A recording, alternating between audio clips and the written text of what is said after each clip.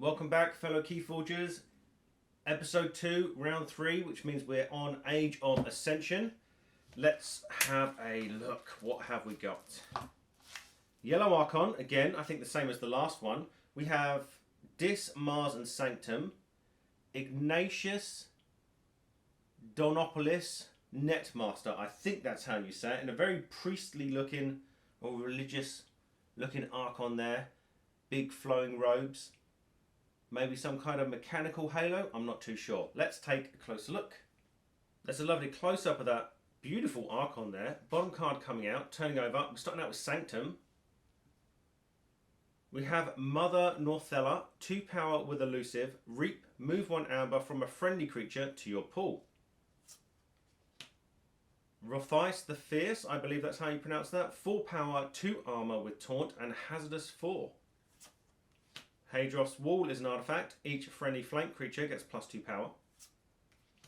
Gorm of Orm is an artifact. Omni ability, sacrifice it, destroy an artifact.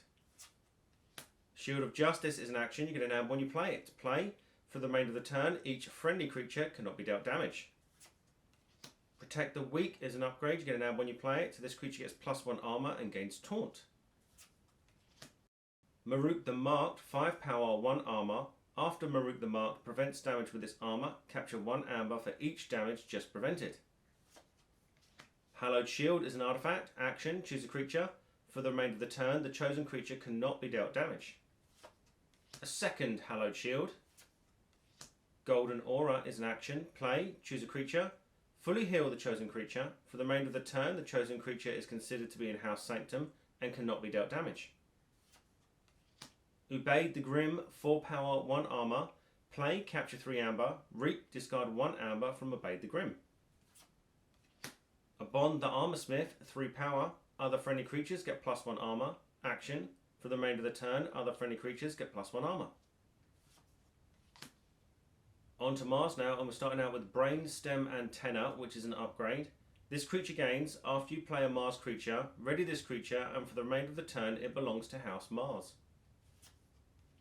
Amber Conduction Unit is an artifact. After an enemy creature reaps, if it is the first time a creature has reaped this turn, stun it. Shockworm, 3 power, 1 armor. After an enemy creature reaps, stun it. A second Shockworm. Think Drone, 3 power. Reap, you may archive a friendly creature or artifact from play. Sky Booster Squadron, 4 power. Reap, return it to your hand. Mars First is an action. You get an amp when you play it. Play, ready and use a friendly Mars creature. A second Mars First. Fixed Fingers, 2 power, 2 armor with elusive. Each other Martian creature gets +1 armor. Deep Probe is an action. You get an amp when you play it. Play, choose a house, reveal your opponent's hand. Discard each creature of that chosen house revealed this way. I believe that is a legacy. Got the little symbol down there. Collector Worm, 2 power, 5 armor. Fight, archive the creature Collector Worm fights. If that creature leaves your archives, put it into its owner's hand instead. Carpet Floexum is an action. You get an amp when you play it. Play, if there are no friendly creatures in play, deal 4 damage to each creature.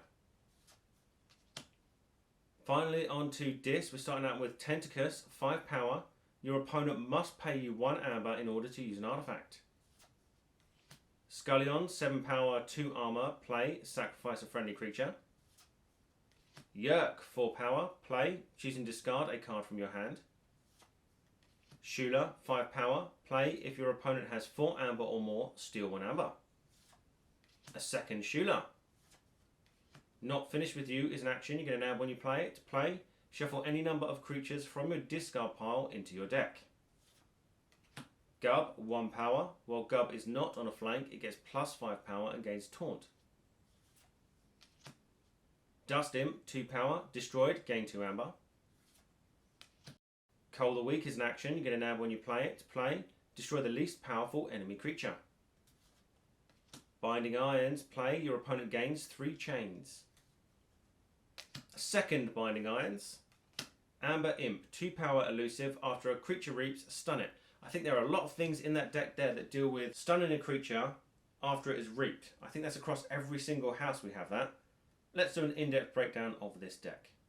If we get straight into the breakdown, there was 8 printed amber, 10 actions, 19 creatures, 5 artifacts and 2 upgrades. And yes, we do have a bit of everything in this deck, including what I have discovered, a slightly off-centered Gorm of Om.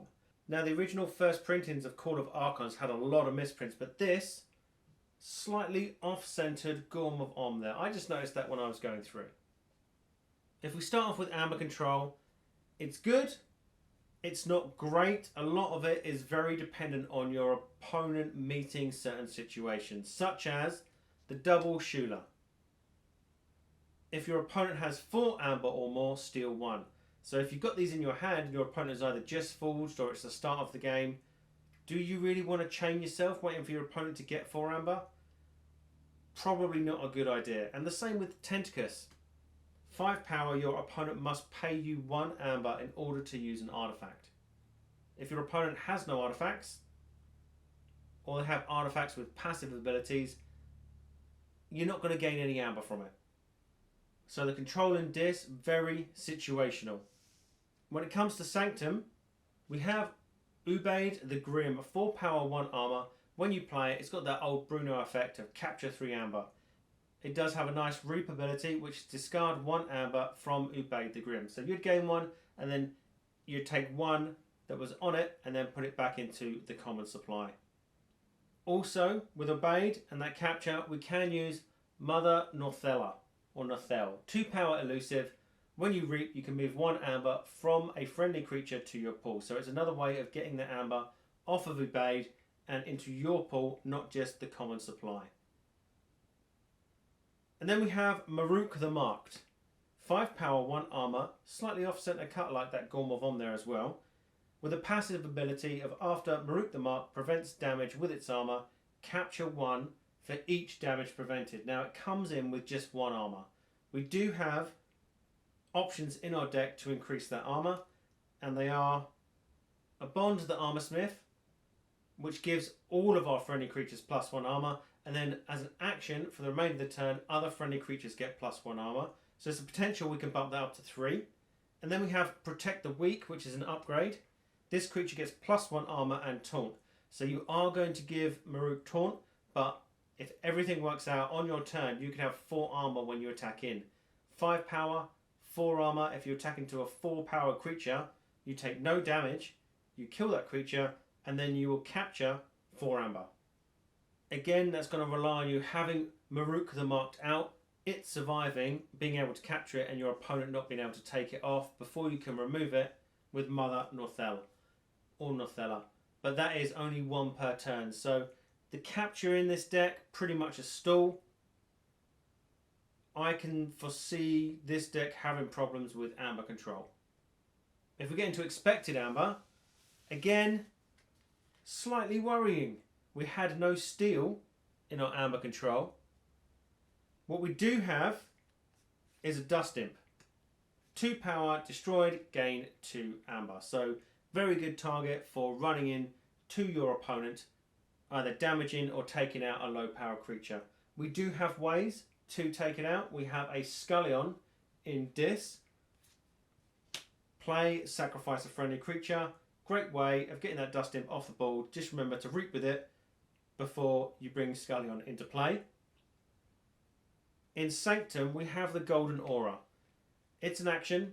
You choose a creature, you fully heal it, and for the remainder of the turn, the chosen creature is considered to be in House Sanctum, and it cannot be dealt damage. Now, this is a house cheat for one of your Dis or Mars creatures, and it's ideally set up for you to attack into your opponent with it because it can't be dealt damage, but there's that option there, and I'm reaching on straws here, that you can reap with it to generate amber. We have the Brain Stem Antenna, Mars upgrade.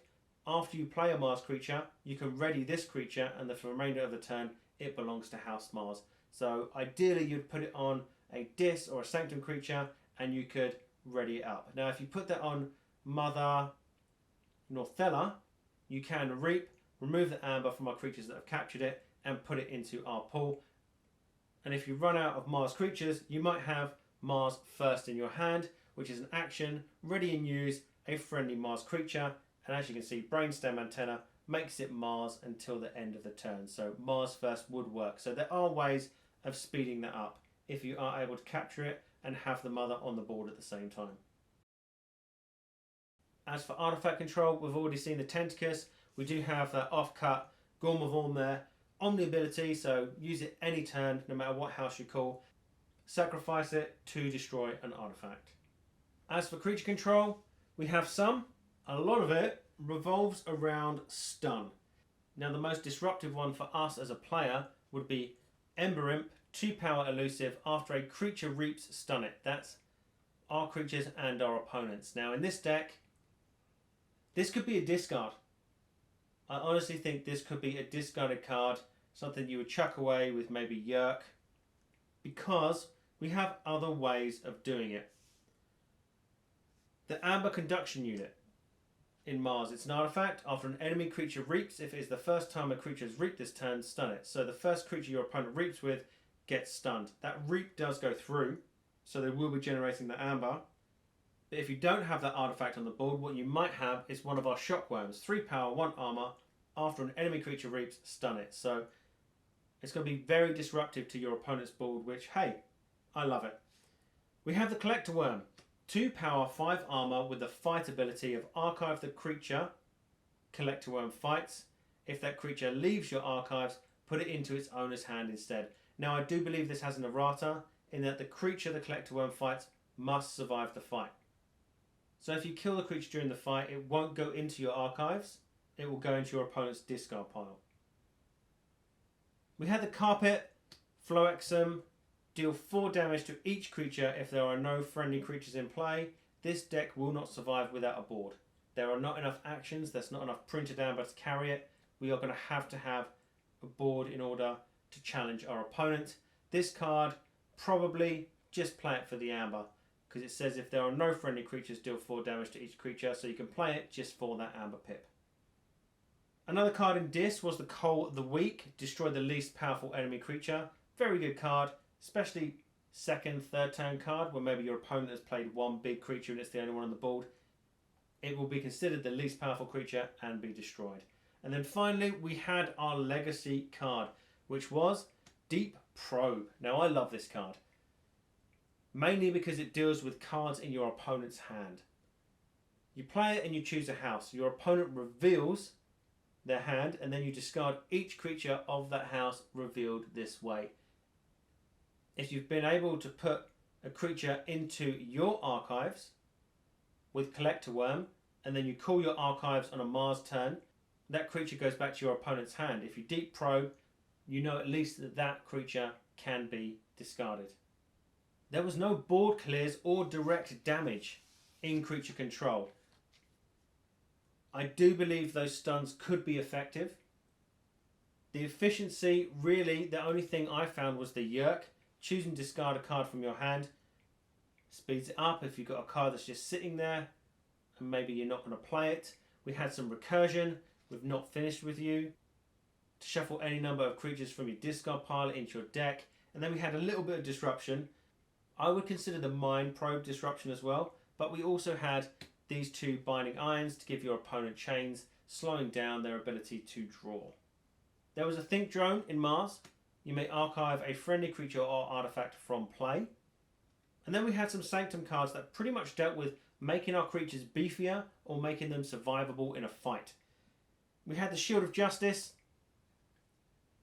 For the main of the turn, each friendly creature cannot be dealt damage. Now, you've got the house cheating in there, which you could use, and that will affect that as well. We had the Hadroth's Wall, artifact that gives each flank creature, each friendly flank creature, should I say, plus 2 power. 2 Hallowed Shield artifacts. Action, choose a creature. For the remainder of the turn, the chosen creature cannot be dealt damage. So with Sanctum, you are looking at using those creatures to fight. And if you've got Maruk the Marked, I do believe don't play this, because if it's not dealt damage, the armor won't prevent it. So you will not capture. But if you're purely fighting to deal damage and take out your opponent's board, these artifacts are going to be absolutely integral in this deck. And then we have Rathice the Fierce, 4 power, 2 armor with taunt and hazardous 4. So put in maybe some of those creatures, those Sanctum creatures that capture amber either side of Rathice will be very beneficial, because that 4 damage before anyone even attacks in is very, very substantial. We had a Fixed Finger, 2 power, 2 armor with elusive. Each other Martian creature gains 1 armor. Now, that's not Mars creature, otherwise we could do the Brainstem Antenna thing with the Marut the Marked, but this is just Martian creature, so that's a trait. And then we have the Sky Booter Squadron, 4 power, Reap, return it to your hand. And then we have the Gub, 1 power, but if we take it off the flank, it gains +5 power and taunt. Again, a nice way for protecting those creatures that we're capturing that all-important amber onto, because it's the only capture that we have in this deck. Overall, I feel this deck will struggle in games. I'll play a few, see how it goes, but I can't see it pulling off anything miraculous. I think if you end up in a long game where your opponent is probably not generating as much amber as like a rush deck, you might be okay. I do feel though that it relies on a very healthy battle line, so that will be the main goal of setting that up, getting those artifacts in play, making sure those Sanctum creatures are there and able to capture and return the amber to your pool. That's the Age of Ascension deck. Next is Worlds Collide. All that remains for me to say is good luck, have fun, keep forging.